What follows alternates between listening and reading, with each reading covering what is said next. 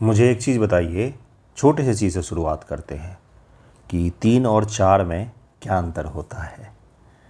3 और 4 में एक ही का तो अंतर होता है, कोई ये रॉकेट साइंस तो था नहीं, 4 हो जाएगा ये, ठीक है।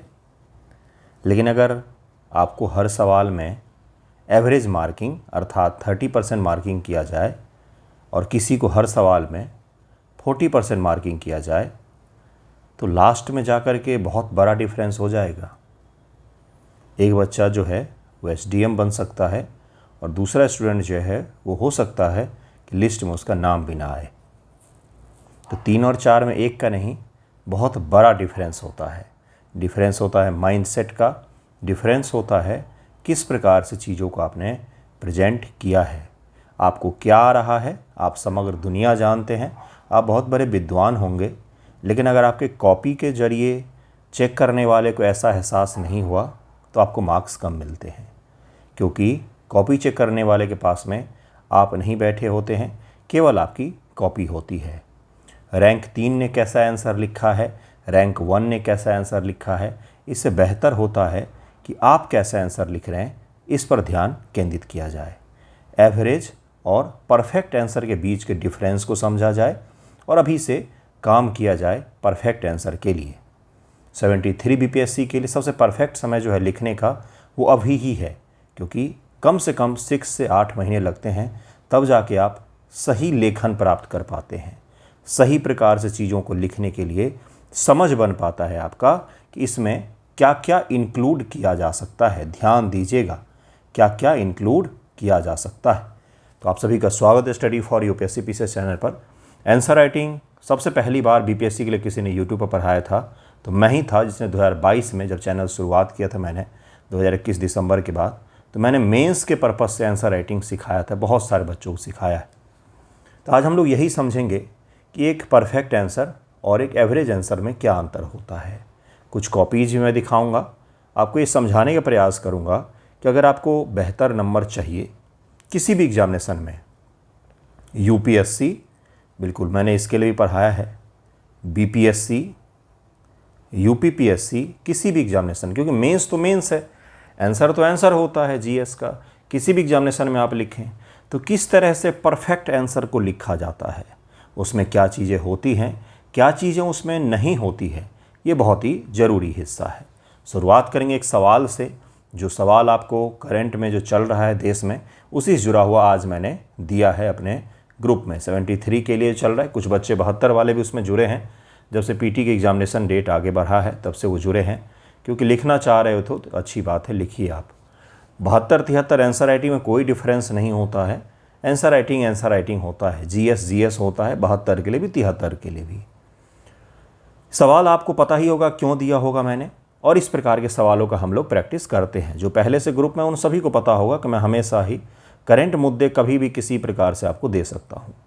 लोकतंत्र विरोध प्रदर्शन का महत्व एवं चुनौतियाँ, सवाल आपने पढ़ लिया क्या?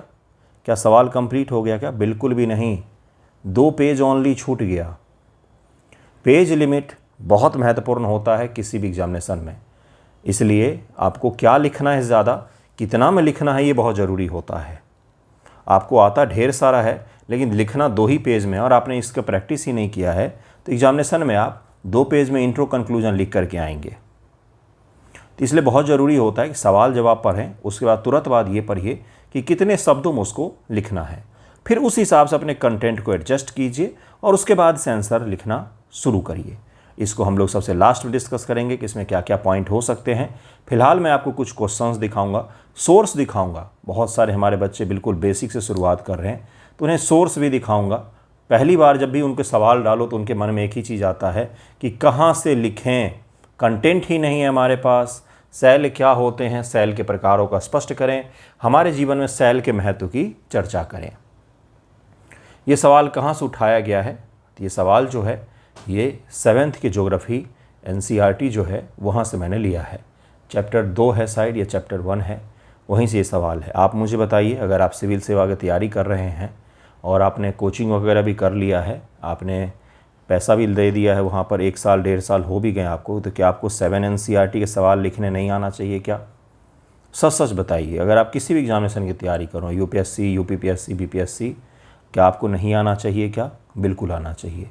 क्या अगर आप 1-2 साल से तैयारी कर रहे हैं और आपने आज तक एक आंसर नहीं लिखा, एक निबंध नहीं लिखा, तो क्या ये तैयारी पूर्ण है या ऊपर ऊपर की तैयारी है?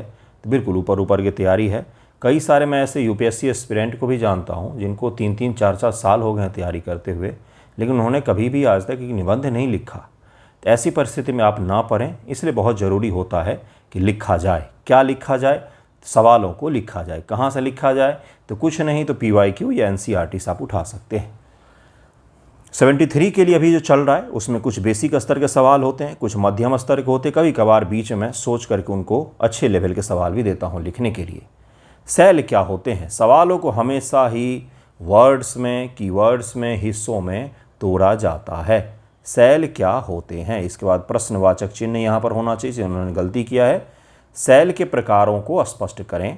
हमारे जीवन में सेल के महत्व की चर्चा करें।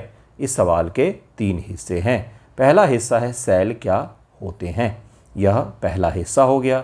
सेल के प्रकारों को, टाइप्स को हमें स्पष्ट करना है, ये सेकंड हिस्सा हो गया। और हमारे जीवन में सेल के महत्व की चर्चा करें, ये हमारे सवाल का थर्ड और फाइनल हिस्सा हो गया।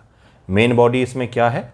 इंट्रो के बाद हमें लिखना पड़ेगा कि सेल के प्रकार क्या हैं और हमारे जीवन में महत्व जो है, ये मुख्य रूप से इसका मेन बॉडी है। इंट्रो में आप चूँकि 2 ही पेज में लिखना है, ध्यान दीजिएगा, 2 ही पेज में लिखना है, इसलिए हमें क्या करना पड़ेगा? इसलिए हमें देखना पड़ेगा, 2 या 3 पेज होगा शायद इसमें, कि हम इंट्रो में ही, देखिए कितने पेज का इस सवाल था, मैंने दिया होगा यहाँ पर 3 पेज का है, ठीक है। तो 3 पेज के इस सवाल को अगर हमें लिखना है तो हमें क्या करना पड़ेगा? उसका हम इंट्रो छोटा बनाएंगे, क्योंकि 3 पेज कोई लॉन्ग फॉर्मेट तो हुआ नहीं। लॉन्ग फॉर्मेट के सवाल का मतलब होता है 4 पेज, 4.5 पेज, 5 पेज तक आप लिखते हैं। एग्जामिनेशन में आपको स्पेस दिया जाता है तो 5 पेज तक आप उसे लिखते हैं। क्या इसमें लिखेंगे? सबसे पहले हम क्या करेंगे? सेल क्या होते हैं, इसको हम इंट्रो में स्पष्ट रूप से लिख देंगे। इंट्रो हमेशा छोटा बनाना चाहिए, लेकिन अगर किसी चीज़ की परिभाषा को इंट्रो में शामिल कर रहे हैं हम, तो इंट्रो में परिभाषा को पूरा कीजिए। जैसे सेल क्या होते हैं, अगर ये 4 लाइन का बन रहा है परिभाषा और पूरी जा कर के 4 लाइन में ही वो कंप्लीट कर पा रहे डिमांड को, तो कोई बात नहीं, हम 4 लाइन में लिखेंगे। पृथ्वी के भूपरपटी पर बनने वाले सभी ठोस प्राकृतिक पदार्थ जिनका निर्माण एक या अधिक खनिजों के मिश्रण से होता है, सेल या चट्टान कहलाते हैं। इन्होंने डेफिनेशन लिखा है। डेफिनेशन सही है, गलत है, प्रमाणित है, नहीं प्रमाणित, अभी मैं नीचे दिखाऊंगा आपको। मैं आपको दिखा रहा हूँ किस प्रकार से आंसर कंस्ट्रक्ट किया जाता है। तो जब इन्होंने यहाँ पर ये लिखा है डेफिनेशन के रूप में, तो इंट्रो जब भी बनाते तो इंट्रो में इस प्रकार की चीज़ों को शामिल नहीं करते हैं। यहाँ पर ना तो इंट्रो शब्द लिखते हैं, ना तो सेल लगा करके डैश लिखना है, नथिंग। आप केवल शुरुआत करिए और जहाँ पर आपने लिखा है चट्टान या सेल कहते हैं, इसको अंडरलाइन कर दीजिए। इससे क्या हो गया? इससे अपना इंट्रो तैयार हो गया।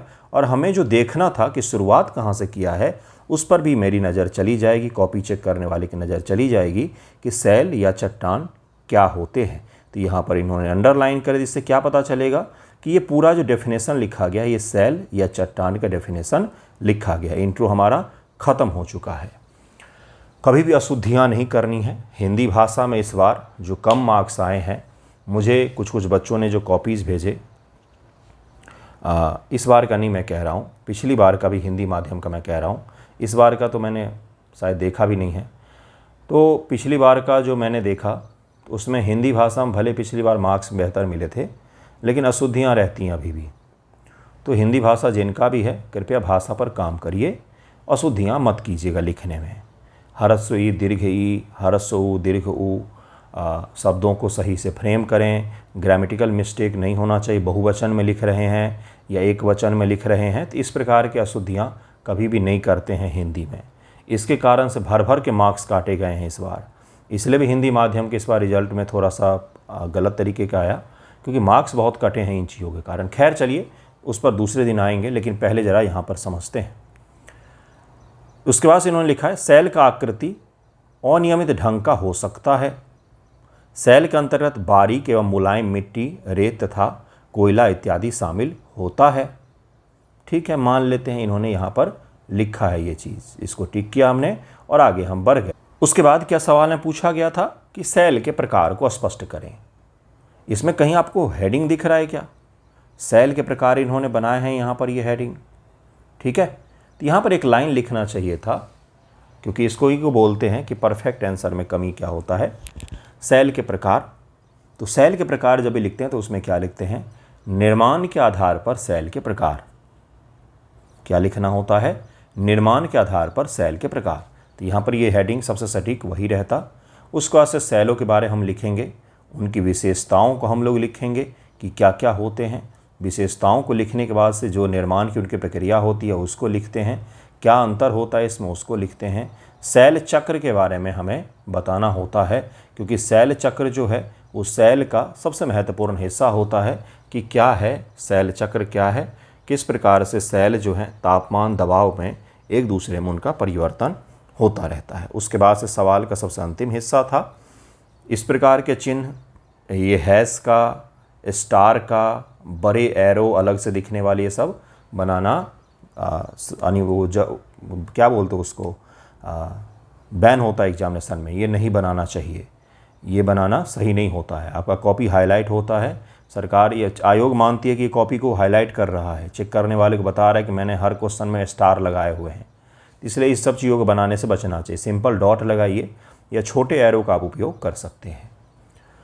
सवाल के अंतिम हिस्से पर आइए, चट्टानों का आर्थिक जीवन में महत्व इन्होंने जहाँ तक हुआ कि भाई भवन निर्माण, आधारभूत संरचना, ऊर्जा के स्रोत, खनिजों का भंडार, कृषि में महत्व, जल शोधन क्षमताओं में इत्यादि में भी इनका महत्व होता है।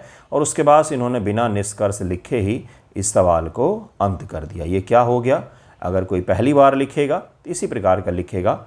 सबसे महत्वपूर्ण चीज़ इन्होंने क्या किया है, सबसे महत्वपूर्ण चीज़ जो इन्होंने किया, जिसके कारण से मैं बच्चों को मार्क्स भी देता हूँ कि इन्होंने प्रयास किया है।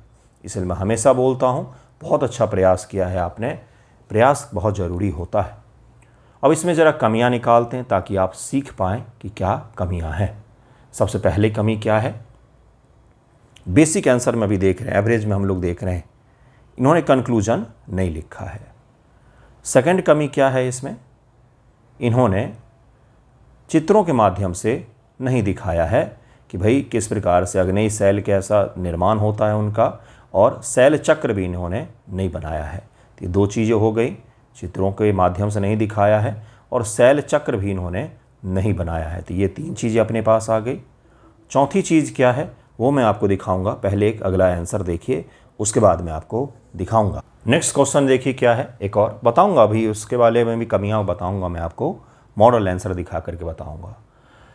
सवाल है कि पठार क्या होते हैं या पठार क्या है। भारत पठार के वितरण को स्पष्ट कीजिए एवं भारत के लिए इसके महत्वों की चर्चा करें। साधारण सा सवाल है, इसमें डायरेक्टिव वर्ड भी नहीं डाला है मैंने कि क्रिटिकली एनालाइज करें, विश्लेषण करें, व्याख्या करें, इस प्रकार की चीज़ें इसमें नहीं दी गई है। सिंपल सा जो सबसे बेसिक स्तर का सवाल होता है वही है, सीधा सीधा क्या कब कहाँ पूछा गया है। पठार की परिभाषा लिखिए। पृथ्वी के भूभाग पर अनेक स्थलाकृति मौजूद हैं, कहीं हिमालय जैसे ऊंचे पहाड़ हैं तो कहीं बिल्कुल ही समतल मैदान। अगर एग्जामिनेशन आप देने जा रहे हैं, मेंस एग्जामिनेशन, तो वहाँ पर समय का बहुत अभाव होता है। तो इंट्रो पढ़ने में तो सही लग रहा है कि इन्होंने बहुत अच्छा लिखा है, लेकिन अगर मैं चाहूँ तो इस हिस्से को मैं हटा सकता हूँ, ये अननेसेसरी है। कोई मुझे इसको पढ़ करके नंबर नहीं देगा एग्ज़ाम में, ठीक है, कोई भी इसको पढ़ करके मुझे नंबर नहीं देगा। मैं डायरेक्ट यहाँ से लिख सकता हूँ इंट्रो, और यही सही रहेगा। इतना ये 3 लाइन मैंने लिखा है, ये अगर मैं नहीं भी लिखूँ तो कोई प्रभाव नहीं पड़ा है, और अगर मैं लिख भी दूँ तो भी कोई प्रभाव नहीं पड़ता है, क्योंकि आपसे पूछा गया पठार क्या है, ये बिल्कुल अननेसेसरी सा पोर्शन, आप इसे हटा सकते हैं, इसकी कोई आवश्यकता यहाँ पर नहीं है। इन्होंने लिखा और इसके साथ इन्होंने उदाहरण भी दिया, जो बहुत ही बेहतर चीज़ होता है हमेशा। दक्कन का पठार, पामीर का पठार, तिब्बत का पठार इत्यादि आप कह सकते हैं। अब यहाँ पर इन्होंने पठार बना करके दिखाया है। इसके जो ऊपर का भाग होता है ये समतल होता है, माउंटेन में ये पीक होते हैं, जबकि पठार में यह समतल होता है। भारत में पठारों का विवरण नहीं, वितरण होता है, वितरण पूछा गया है। इन्होंने भारत का एक मैप बनाया है, भारत के मैप पर इन्होंने पठारों को दिखाया है, जो कि क्या है, बहुत ही बढ़िया है। ऐसा आपको करना पड़ता है, मैप स्पष्ट होना चाहिए। इतना बड़ा मत बनाएं क्योंकि वहाँ पर पेज लिमिट भी होता है, लेकिन इतना छोटा भी ना बनाएं कि उसमें आप जगहों को दिखा ना सकें। एक एवरेज मैपिंग भी कर देंगे तो भी आपको मार्क्स मिलता है। और जब भी मैपिंग या कोई भी चित्र बनाते हैं एग्जामिनेशन में कॉपी पर आंसर राइटिंग में, तो उसको एक बॉक्स में हमेशा ही रखते हैं। एक चौकोर बॉक्स बनाइए और उस बॉक्स के भीतर जो है वहाँ पर मैपिंग कीजिए, वो सबसे बेस्ट होता है क्योंकि बॉक्स ज़रूरी होता है। इसके बाद से भारत के पाठार को फिर से इन्होंने लिखा। यहीं पर मैंने इनको कहा है कि चूंकि पेज लिमिट है तो ये सबसे अनावश्यक भाग है। जब आपने पिक्चर में यहाँ पर दिखा दिया है कि कौन कौन सा पाठार है तो यहाँ पर इसके लिखने की आवश्यकता नहीं होती है। आप डायरेक्ट हेडिंग बनाएं, जैसे आपने दक्कन का पाठार बनाया, तेलंगाना का पाठार बनाया, कर्नाटक का पाठार बनाया है, यहाँ पर मेवाड़ का पाठार बनाया। इसकी जगह पर आप डायरेक्ट बना सकते थे पूरे के पूरे रीजन को लेकर के, जैसे दक्कन का पाठार एक बना लिया और उसके बारे में लिख दिया। ठीक है, जो भी है आप डायरेक्ट हेडिंग बना सकते हैं, हेडिंग बना करके लिख सकते हैं कहाँ पर कौन सा है, क्या क्या लिखना होता है, बेसिक जानकारी उनके बारे में लिखना होता है। छोटा नागपुर का पाठार इन्होंने लिखा है और इसी प्रकार से इन्होंने सभी पाठारों का विवरण किया। अभी मैं विवरण पर नहीं जा रहा हूँ, अभी मैं आंसर को फॉर्मेट बनाना आपको सिखा रहा हूँ कि किस प्रकार से फॉर्मेटिंग की जाती है। इस सवाल के 3 हिस्से थे भाइयों बहनों। पहला हिस्सा था कि पाठार क्या होते हैं, सेकंड हिस्सा था कि पाठारों का वितरण क्या है भारत में, और थर्ड पोर्शन है कि पाठारों का महत्व क्या है हमारे देश के लिए।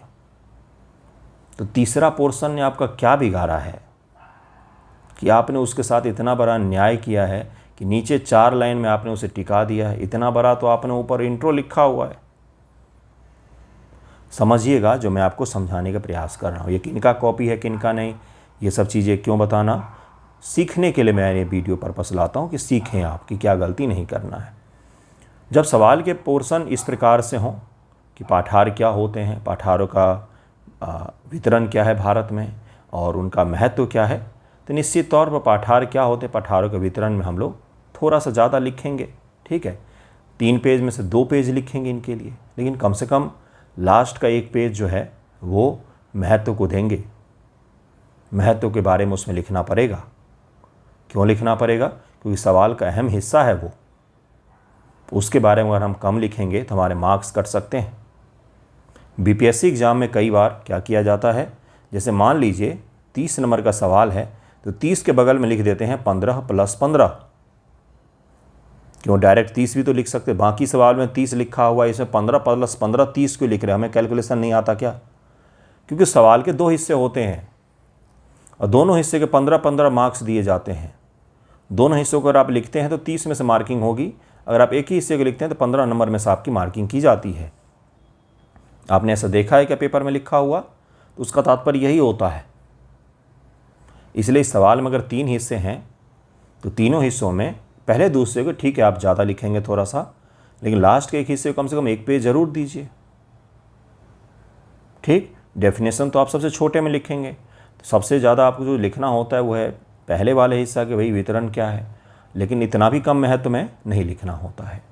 अब इन दोनों आंसर राइटिंग में सबसे बड़ा जो चैलेंज है, कमियां हैं, वो क्या हैं उस पर ज़रा हम लोग चलेंगे, समझेंगे। सबसे पहले सेल वाले पर चलते हैं कि सेल क्या होते हैं। एवरेज आंसर और अच्छे आंसर में सबसे बड़ा डिफरेंस जो होता है वो होता है रिप्रेजेंटेशन एक बेहतर होना चाहिए।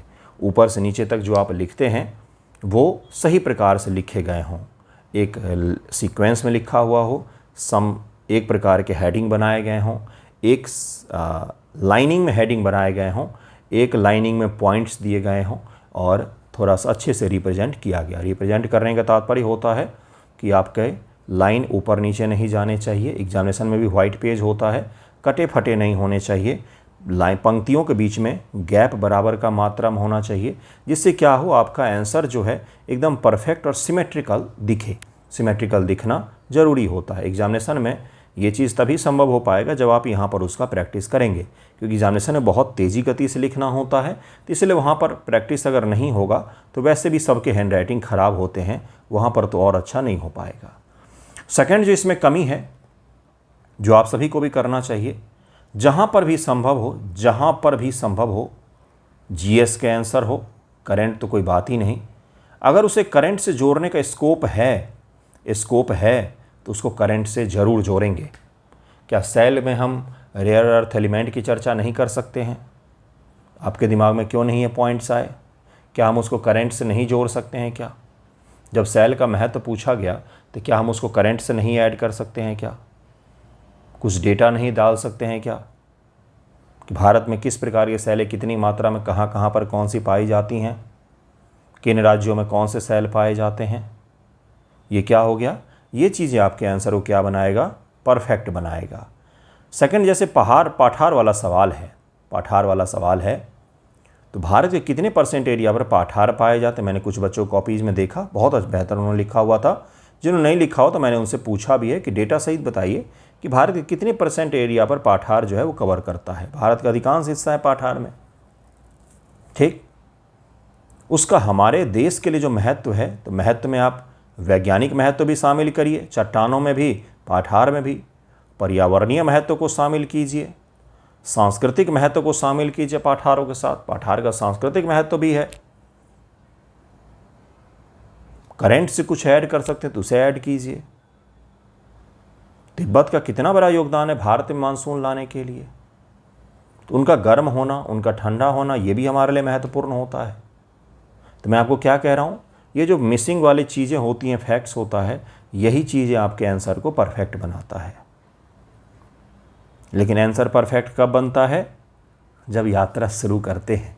पहले ही दिन अगर आप ये सोचकर घर पे बैठे हुए हैं कि जिस दिन मैं पहला आंसर लिखूंगा उस दिन मैं सबसे परफेक्ट आंसर लिखूंगा, तो वो दिन तो फिर कभी नहीं आएगा। वो तो फिर मुंगेरी लाल के हसीन सपने जैसा हो गया कि इंतज़ार कर रहे हैं कि सपने कब सच होंगे, लेकिन सपने तो ऐसे बिना मेहनत के सच नहीं होते हैं गुरु। आ जाओ ज़रा हम लोग मॉडल आंसर भी देख लेते हैं। सेल क्या होते हैं? मॉडल आंसर जब मैं देता हूं तो थोड़ा सा विस्तृत देता हूं ताकि बच्चों के नोट्स के जैसे हो जाए वो। सेल क्या होते हैं, इसमें से छोटा सा डेफिनेशन को ऐड करिए। अभी मैं आऊँगा कि सोर्स क्या होना चाहिए। सेल के प्रमुख प्रकार मैंने दिखाया है कि सेल के प्रमुख प्रकार क्या होते हैं, चित्रों से ही दिखा सकते हैं आप। अग्नेय सेल, अवसादी सेल, रूपांतरित सेल, तीनों हमने बताया है। तीनों का हमने उदाहरण यहाँ पर शामिल किए हैं। सेल चक्र के बारे में दिखाया है। ठंडा होना, पिघलना, ताप दबाव, गर्म होना, ये सब कुछ यहाँ पर लिखना अनिवार्य होता है, क्योंकि परिवर्तन तभी तो होगा जब उनमें बीच में कुछ भी घटनाएं घटित होंगी। तापमान और दबाव नहीं होगा तो कैसे परिवर्तन हो जाएगा? अवसादी से रूपांतरित सेल में भाई नहीं हो सकता। इसलिए केवल एरो बनाना आवश्यक नहीं होता, एरो के साथ वहाँ पर लिखना भी, मेंशन करना भी आवश्यक होता है किस कारण से अवसादी सेल जो है वो रूपांतरित सेल में तब्दील हो रहे हैं। ठीक है, इसे बॉक्स से बनाना होता है। बॉक्स बनाया, सेल चक्र के बारे में 2-3 लाइन लिखा और उसके बाद से आगे बढ़ गए। पृथ्वी के भौतिक बनावट का आधार होता है, मिट्टी निर्माण में इनकी भूमिका होती है, निर्माण कार्यों में इनकी भूमिका होती है, खनिज संपदा का स्रोत होते हैं, ऊर्जा संसाधन का आधार प्रदान करते हैं, जल संसाधन और भू जल भंडारण में भी हमें मदद करते हैं। आधुनिक तकनीक सेमीकंडक्टर उद्योग में बहुत सारी चीज़ें हमें यहाँ से मिलती है। भारत सरकार के सेमीकंडक्टर मिशन हो या rare earth element mission, rare earth elements को लेकर के हमारे कार्य हों, या फिर स्ट्रेटजिक इंपॉर्टेंस के मिनरल्स हों, उन सभी में सेल और पाठार जो होते हैं ये दोनों ही हमारी मदद करेंगे। तो जब हम करंट से चीज़ों को ऐड करने लग जाते हैं, ऐतिहासिक और सांस्कृतिक महत्व भी हैं यहाँ पर, कई सारी गुफाएं पाई जाती हैं, पर्यटन व सौंदर्य के मूल्य भी है यहाँ पर, आपदा प्रबंधन और आधारभूत संरचना भी हमें प्रदान करते हैं। तो इस प्रकार से इसके क्या हैं, आयाम हैं महत्व में जो आपको लिखने चाहिए। लेकिन परफेक्ट आंसर तब होता है जब मैंने अभी बोला, जब आप लिखना शुरू करते हैं। और जैसे जैसे आपका बेस बनता जाएगा करंट और जीएस का, वैसे वैसे आप परफेक्ट आंसर की ओर आते जाएंगे। अब उन बच्चों की बात करेंगे जिन्होंने अभी आंसर नहीं लिखा और लिखना चाह रहे हैं, कहाँ से लिखें। एनसीईआरटी से सवाल ले लिया कीजिए, मैं पोस्ट करता हूँ वो सवाल उठा लिया कीजिए। ग्रुप में जुड़ना है तो वहाँ जुड़ सकते हैं, नहीं जुड़ना है घर पे बैठ के लिखिए, कोई अनिवार्य नहीं होता। अगर आप अपने से कर सकते हैं तो करिए। मैं उन लोगों में से नहीं हूँ कि ज़बरदस्ती पकड़ के कोर्स बेचूँ अपना। मोर देन एनफ स्टूडेंट अपने पास हमेशा होते जिन्हें मैं हैंडल नहीं कर पाता हूँ। इसलिए मैं आपको कह रहा हूँ कि कहीं से भी जैसे भी आवश्यक हो आप लिखना ज़रूरी है। कैसे लिखें ये मैं आपको ज़रूर हेल्प कर दूँगा। सेल क्या होते हैं, सवाल आया हुआ है। अब इस सवाल का हमें कंटेंट कहाँ से मिलेगा, कहाँ से लिखें, पहली बार कहाँ से लिखें। कोई भी आपके पास ज्योग्राफी का किताब होगा लूसेंट छोड़ के, क्योंकि उसमें तो वन लाइनर होते हैं। सीरियस लेवल के जैसे जो मैं रिकमेंड करता हूँ, दृष्टि क्विक बुक करता हूँ, क्योंकि उसमें बहुत बेहतर तरीके से पीटी मेंस दोनों के लिए दिया हुआ है। मैं दिखा भी देता हूँ बुक, और उसके बाद उसमें दिखाऊंगा कि किस प्रकार से दिया रहता है और कहाँ कहाँ से कैसे कैसे उठा करके आपको क्या क्या लिखना होता है। ज़रा ध्यानपूर्वक देखिएगा। देखिए किताब में दिया हुआ है चट्टान। चैप्टर का नाम है, क्या नाम है? चट्टान इस चैप्टर का नाम है। अब इस चैप्टर में यहाँ पर दिया हुआ डेफिनेशन के बाद से यहाँ पर सेल 3 प्रकार के होते हैं, आग्नेय, अवसादी, रूपांतरित। तीनों के बारे में विशेषताएं यहाँ पर दी गई हैं। विशेषताओं को लिखिए, विशेषताएं यहाँ पर दी गई हैं, पढ़िए पूरा, पढ़ करके इसको लिखने का प्रयास कीजिए। रूपांतरित सेल है, फिर यहाँ पर सेल चक्र दिया गया है, सेल चक्र को पढ़िए और समझने का प्रयास कीजिए। सारे आपको सेल के बारे में जानकारी मिल जाएगी और इसको पढ़ करके लिखने का प्रयास करेंगे जो पूछा गया है उसे। अगर आप इस राह में बैठे हुए हैं कि जब हमारा परफेक्ट आंसर का दिन आएगा उसी दिन लिखेंगे, तो नहीं हो पाता है, ऐसा कभी भी नहीं होता है। इसी प्रकार से निबंध का भी एक वीडियो आएगा, इस निबंध को मैं एक्सप्लेन करूंगा। अब है लोकतंत्र, विरोध प्रदर्शन, महत्व एवं चुनौतियां। जरा इसे मैं ध्यानपूर्वक समझाता हूँ। ऐसे ही थोड़ी नहीं इतने बच्चे अपने मेंस पास करते हैं, इंटरव्यू में शामिल होते हैं। गुरु कुछ तो बात होगी, तो ज़रा समझने का प्रयास करते हैं। क्या आप इसमें लिखेंगे? बच्चे जो शुरू करेंगे 90% मैं बताऊं कहाँ से शुरू करेंगे। लोकतंत्र जनता का, जनता के लिए, जनता द्वारा शासन है। जैसे बिल्कुल अब्राहम लिंकन खुद आंसर लिखने आ गया हूँ। इस तरह से नहीं लिखना होता है। हमें पता है लोकतंत्र क्या होता है क्या नहीं। ये निबंध नहीं है कि हर जगह जनता का, जनता के लिए झंडा लेकर के खड़े हो जाते हैं। कोई आवश्यक नहीं है निबंध यहाँ पर लिखें कि लोकतंत्र क्या होता है। पता है सबको लोकतंत्र क्या होता है, ठीक है। जब भी इस प्रकार का सवाल आता है, हमेशा कोशिश कीजिए, क्या हमेशा का मतलब मैंने शब्द यूज किया है, हमेशा, ऑलवेज, हमेशा कोशिश करना है कि करंट से रिलेट करके उसका इंट्रो लिखें। करंट से रिलेट करके उसका इंट्रो लिखें। इसमें कहीं भारत शब्द की चर्चा है क्या? कहीं भी नहीं है। लेकिन आप भारत से आगे सोच ही नहीं पा रहे होंगे। मैंने कहीं पर भी भारत शब्द की चर्चा इस सवाल में नहीं की है, लेकिन आप भारत छोड़ करके आगे जाना नहीं चाह रहे हैं। आगे सोचिए, करंट से शुरू कीजिए। हाल ही में जैसे करंट में अभी क्या है, हाल ही में दिल्ली के जंतर मंतर पर विरोध प्रदर्शन देखने को हमें मिला। यहाँ शुरू कर सकते हैं। हो गया शुरू भाई। उसके बाद से लिखिए विरोध प्रदर्शन, महत्व एवं चुनौतियाँ। उसके बाद से बताइए कि एक स्वच्छ लोकतंत्र के लिए विरोध का अधिकार जो है ये हमारे संविधान में दिया गया है कि शांतिपूर्वक और अहिंसक तरीके से हम विरोध प्रदर्शन कर सकते हैं। हमारे मूल अधिकार का भाग होता है। अभिव्यक्ति की स्वतंत्रता में यह शामिल होता है। उसके बाद से आपको बताना है कि इतिहास में कई सारे विरोध प्रदर्शन हुए हैं जिसके जरिए भारत में और पूरे दुनिया भर में लोकतांत्रिक व्यवस्थाओं में बड़े बड़े परिवर्तन लाए गए हैं। ये आप बता सकते हैं कि विरोध प्रदर्शन जो है ये क्या है, तो ये लोकतंत्र सेफ्टी वॉल होता है। सेफ्टी वॉल का मतलब लोगों के अंदर के गुस्सा, आक्रोश जो है वो विरोध प्रदर्शन के जरिए सरकार के सामने प्रकट हो जाता है और सरकार उस पर फिर एक्शन लेकर के चीज़ों को सही करके आगे बढ़ जाती है। इससे देश सुरक्षित रहता है, शासन व्यवस्था भी सुरक्षित रहते हैं। अब इसके महत्व पर आएंगे हम लोग कि महत्व क्या है। तो महत्व जब भी लिखेंगे तो उदाहरण सहित हमें बताना पड़ेगा। पहला क्या होता है भाई, तो नीतियों में सुधार। नीतियों में सुधार हो सकता है, पॉलिसी में रिफॉर्म हो सकता है। जैसे उदाहरण स्वरूप हम लोग लें, किसान एक्ट लाया गया, लेकिन लोगों ने विरोध प्रदर्शन के जरिए सरकार को वापस लेने को मजबूर किया और दुनिया के सबसे बड़े लोकतंत्र के प्रधानमंत्री को माफ़ी मांगना पड़ा कि हमसे गलती हो गई, अब मिल करके कोई अच्छे पॉलिसी पर काम करेंगे। इसी प्रकार से आरटीआई एक्ट है। आरटीआई एक्ट लोक प्रदर्शन के जरिए ही लाया गया था, अन्ना हजारे आंदोलन इत्यादि। इसी प्रकार से आपको अगर याद होगा तो अन्ना हजारे का आंदोलन वगैरह जो था ये भी पॉलिसी मेकिंग और रिफॉर्म में परिवर्तन करते आए हैं। इसी प्रकार से अगर अमेरिका का उदाहरण लेंगे तो वहाँ पर ब्लैक मूवमेंट जो है मार्टिन लूथर किंग जूनियर का नाम आता है, जिन्होंने गांधीवादी तरीकों को अपना करके ब्लैक मूवमेंट को लीड किया और काले लोगों को अमेरिका में अधिकार दिलाने को लेकर उन्होंने काम किया था। तो यानी कि जहाँ पर अधिकारों की बात आएगी, पॉलिसी मेकिंग की बात आएगी, भ्रष्टाचार पर लगाम की बात आएगी, सामाजिक और पर्यावरण जागरूकता की बात आएगी। जैसे अभी हाल में देहरादून ऋषिकेश हाईवे बन रहा था, उसका लोगों ने विरोध प्रदर्शन किया कि यहाँ पर पेड़ काटे जाएंगे, पर्यावरण को नुकसान होगा, जिसके कारण सरकार को उसे रोकना पड़ा। चिपकू आंदोलन है, नर्मदा बचाओ आंदोलन है, ऐसे तमाम प्रकार का आंदोलन है जिसके जरिए पर्यावरणीय जागरूकता और सामाजिक जागरूकता के लिए भी विरोध प्रदर्शन किए गए हैं। तो लोकतंत्र में न केवल पॉलिसी मेकिंग, भ्रष्टाचार, बल्कि सामाजिक पर्यावरण जागरूकता, अंतर्राष्ट्रीय मंच और अंतर्राष्ट्रीय प्रभावों के लिए भी कई सारे प्रोटेस्ट किए जाते हैं। जैसे पैलेस्टाइन के लिए प्रोटेस्ट किया जाता है कितनी बार ब्लैक राइट्स मूवमेंट के लिए किया जाता है, कितनी बार LGBTQ के लिए किया जाता है। तो सब के सब यही है कि लोगों के अधिकार जो हैं सामाजिक स्तर पर वो सुरक्षित रहें। सवाल का दूसरा हिस्सा है चुनौतियाँ क्या है भाई? चैलेंजेज कि लोकतंत्र में विरोध प्रदर्शन से क्या क्या चुनौतियाँ होती हैं। तो सबसे पहला हिंसा की संभावना होती है। अराजकता की संभावना होती है। विदेशी फंडिंग के जरिए देश को अराजक बनाना, जैसे नेपाल का एक उदाहरण ले सकते हैं आप लोग, बांग्लादेश का उदाहरण ले सकते हैं। और क्या हो सकता है? सार्वजनिक संपत्ति को नुकसान हो सकता है। आम जनता के हनन हो सकता है अधिकारों का, जैसे कि आपको पता होगा कि दिल्ली में प्रदर्शन होता है तो स्कूल जाम हो जाते हैं, कॉलेज जाम हो जाते हैं, कई सारे बच्चों का एग्जामिनेशन छूट जाता है। तो ये सब जो है कियोस, ये सब उत्पन्न होते हैं।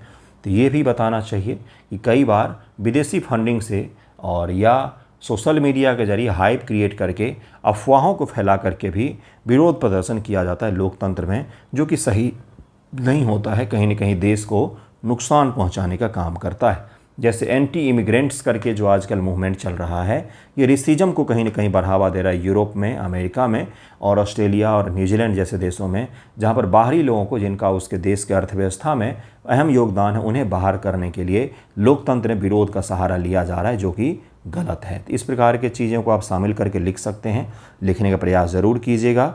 आई होप आपने सीखा होगा कि एक परफेक्ट आंसर और एक नॉर्मल आंसर में क्या क्या अंतर होता है। डेटा का अंतर होता है, करेंट का अंतर होता है, एग्जाम्पल का अंतर होता है और उसके साथ साथ रिप्रेजेंटेशन का भी अंतर होता है, जहाँ पर आपको अभी से काम करना चाहिए। थैंक यू सो मच आप सभी का वीडियो देखने के लिए।